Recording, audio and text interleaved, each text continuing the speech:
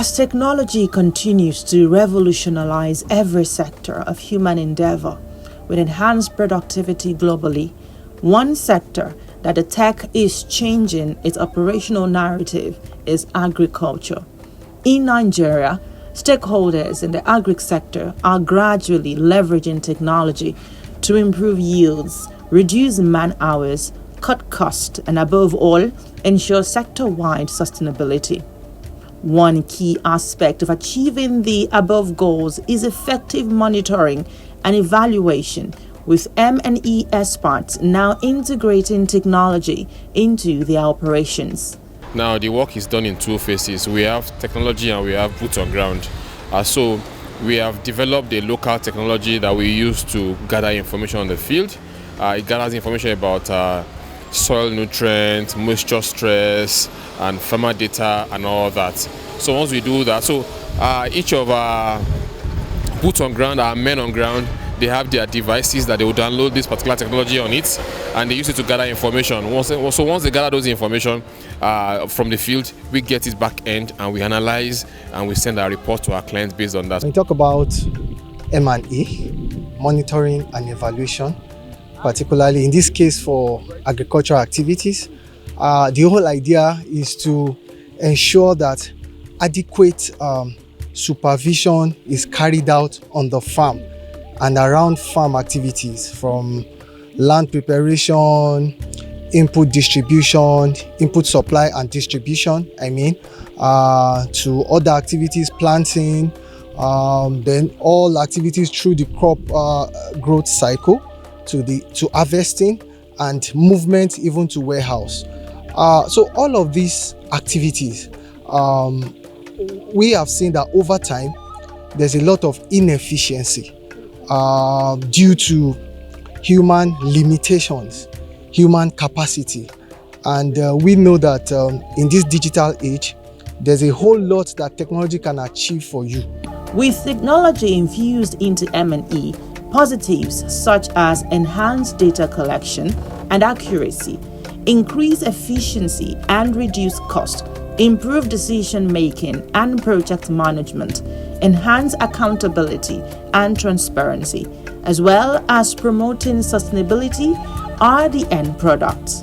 It is in light of the above that the National Agricultural Development Fund, NADF, established by the federal government to catalyze financing and collaboration across the agricultural sector, secured the services of Aglane, a social enterprise engaged in climate-smart agriculture, specializing in end-to-end agricultural primary production, farmer and produce aggregation, warehouse and inventory management, renewable energy and commodity trading for sustainable food systems, to monitor its dry season rice project for 1,173 farmers and hectares in Niger State for optimum productivity. The NADF, as mentioned, is Nigeria's new finance and funding agency for the development of agriculture. Niger State, on the other hand, is the state with the largest land mass in the country, and also a state that is naturally endowed to tilt towards agriculture. Currently has a government that is also very agri-centric. So it's one of the plans. Where we are as a nation, I would say that one of the major problems we have is primary production. And this is the short-term goal of the NADF. So in line with seeing that we boost primary production across the country, we started this program with Niger State. And it's not the only one. We're looking forward to also partnering with other states to look at how to boost primary production across certain crops, especially those crops that we consider as priority crops. Fortunately, we don't reel out numbers without really seeing that those numbers are real. Right now, the studies are being carried out that would show the actual tonnage that would come out from this farmlands. But I do know that we're looking at about 4,000 smallholder farmers and about another 4,000 hectares of land. The dry season farming has already covered approximately 1,715 hectares, And then when we mix, because it's a two-pronged approach we're doing, there's the dry season aspect and the wet season aspect. We're looking at minimum 20,000 tons of food added into the food basket of the country. NADF is a government agency and they're responsible to support agriculture in Nigeria. And definitely they can't do it alone. They need private sector guys who are experienced in agriculture. So for us, we are into monitoring and evaluation of agricultural projects, and we reach out to them to say we want to partner with them to ensure that their work is easy for them to do. The collaboration is fantastic, but a government agency is a government agency. But thankfully, NADF is a specialized government agency, and I think we have a dedicated and a serious-minded leader in charge of NADF. So with him, he's been able to set the tone from the top. And yes, they are a government agency, but is kind of private sector oriented government agency.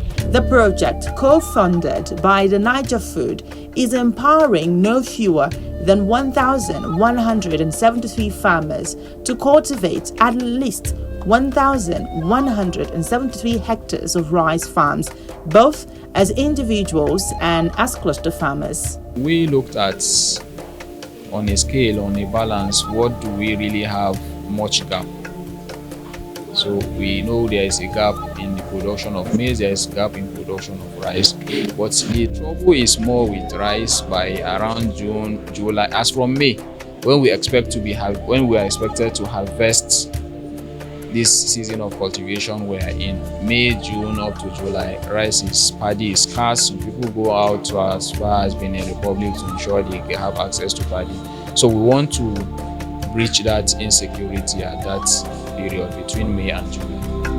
As part of its monitoring and evaluation efforts, Aglane embarked on a field trip to Niger State to assess ongoing work at the farms. The trip began with an engagement with Niger Food, where both parties were briefed on expected outcomes, areas of operations in the project, as well as likely collaborative efforts. We've been in the business of monitoring and evaluation of agricultural projects for over 4 years now, and our client base is very wide. In the days of Anchor Brewers program, we were doing M&E for almost all the banks that were pushing funds out, namely from GTB, Heritage Bank, Sterling Bank, SunTrust. We have worked with all of them, and we have done well. Then with the Federal Ministry of Agriculture, we are working with them. We are one of their major partners also.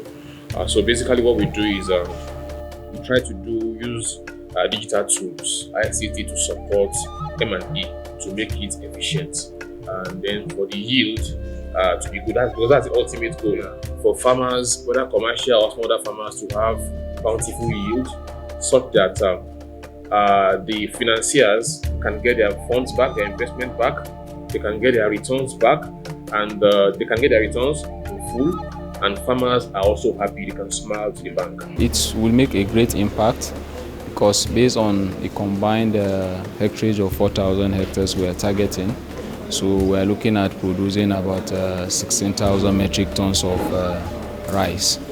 And if you look at the monetary value of rice, adding 16,000 metric tons to the market at this point will really go a long way.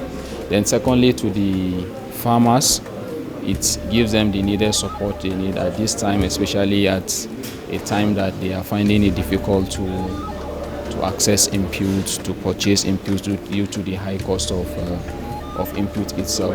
Then another thing it brings again is the needed vigor and energy to drive all season farming, because we are starting with the dry season before the wet season. So that goes a long way by returning most of our farmers that have abandoned dry season farming before, and to bring in new farmers into the fold. At one of the farms, Aglane, in a matter of minutes, using unmanned aerial vehicles, popularly called drones, assessed data such as crop health, soil conditions, water levels, and vegetation indices, among others, which enable farmers to make data-driven decisions for precision agriculture. A drone unmanned aerial vehicle has been has been around for quite a while, and there are myriads of challenges when it comes to agriculture. Right here, we are in a rice field, a very large expanse of rice field. So you can imagine if we have to bring in manpower to cover this massive hectare of farmland. It's going to take maybe hundreds of workers to achieve just a task. And you have about 5 major activities: land preparation, planting, you have fertilizer and herbicide application, you have weeding, etc. So what the drone will do for us is going to save us time, it's going to save labor, it's going to save cost, it's going to ensure efficiency. After a series of questions on the modus operandi of the farmers from the Aglane team, the head of the cluster at the farms took team members through the A to Z of rice cultivation at the farm. First and foremost, before you do rice farming, you think of water first, because without water, there is no way you can do rice. 2, you do your clearing. After clearing, you get your water, you do your power tilling, you do your binding, you do your transplanting, you start watering through. When you do, you put your fertilizer. After fertilizer, as you do, you put the first fertilizer and you put the second fertilizer. When you see that there is little maybe grass around, you handpick them so that you get a better yield. At the end of the day, 3 months have come, you cut, thresh, and then you bag your rice. That's all. First of all, we just cut down the rice. We have to leave it to dry for 3, 4, 5 days to enable you go into the machine. If it's wet or if it's still not dry, the machine will not be able to operate it properly because the machine needs to roll and the rest. Then thereafter, we leave for 5 days, then we gather it and put it into the machine. And a machine should be able to do one hectare within maybe like 6 hours. And then the women, we need the women too to be able to do the winnowing, and then we bag. That's all. At the heart of the project is the desire to ensure that grant funds are utilized for the right purpose. The team secured commitment that the farmers will adhere to contract terms. As I have finished this one, collect another one, go again. I'm very ready because I don't have anything to do than this very much farming. Since there is a very good turnover, you know, when you do it and you give the main rice or the farming exactly what he needs, before you know, you have turnover, you'll be happy because you have everything it takes to do it. I'm happy with what NADF is doing, and I'm happy with what Niger State government is doing.